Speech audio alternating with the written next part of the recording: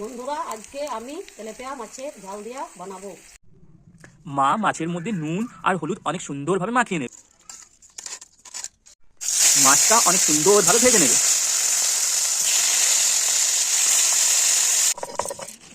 মা আদাটা অনেক সুন্দরভাবে বেটে নেবে। মা সুন্দরভাবে সরষেটা বেটে নেবে। মাছগুলো ভাজা হয়ে গেছে, মাছগুলো মা তুলে নেবে। প্রথমে মা তেলের মধ্যে পেঁয়াজগুলোকে সুন্দরভাবে ভেজে নেবে। এরপর মা টমেটোটা দিয়ে দেবে।